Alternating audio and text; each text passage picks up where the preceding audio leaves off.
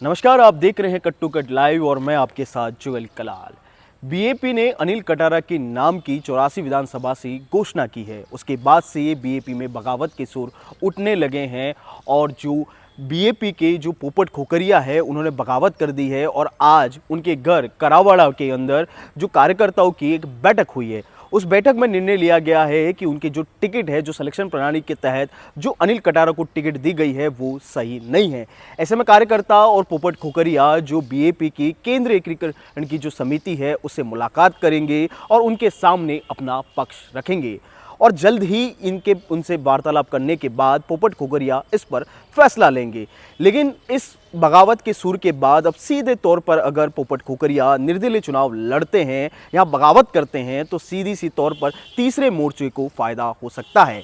पोपट खोकरिया का तर्क ये है कि पोपट खोकरिया बीएपी के लिए या कह ले भील प्रदेश मुक्ति मोर्चा के लिए 2013 से काम कर रहे हैं। वहीं अनिल कटारा 2019 के बाद से ही बीएपी में एक्टिव हुए हैं। ऐसे में उन्होंने आरोप लगाया है कि उन्होंने 12-13 साल तक बीपीएम के साथ रहे, पार्टी को सजोया और फाउंडर मेंबर में से एक है, लेकिन जो कुछ समय पहले आया उसको टिकट दे दी गई। वहीं उन्होंने सिलेक्शन प्रणाली पर भी सवाल उठाए कि सिलेक्शन प्रणाली में जो उनकी वोटिंग हुई थी उसमें वो नंबर 1 पर थे, लेकिन जब मतदान पेटी खोली गई गुप्त तौर पर और सीधा नाम आ गया अनिल कटारा का।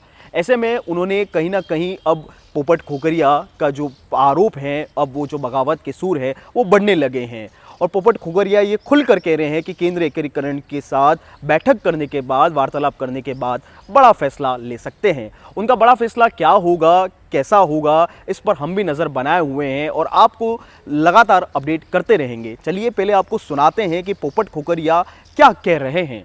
आज क्या है, हमारे 84 विधानसभा में उपचुनाव है और उपचुनाव में मैं भी 84 विधानसभा का प्रत्याशी था।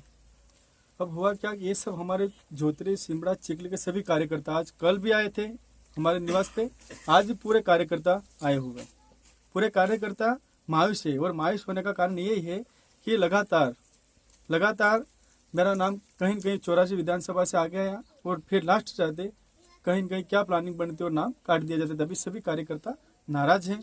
अभी हमारी बैठक हुई पूरी विधानसभा की और बैठक में हमारा ये फैसला हुआ कि एक बार हमारे यहाँ कमेटी बननेगी और कमेटी एक बार हमारे केंद्रीय एकीकरण जो समिति है उससे एक बार हम मिलेंगे, इसके बाद बात करेंगे, इसके बाद हम आगे का जो फैसला लेना है वो लेंगे। धन्यवाद, जोहार, जय।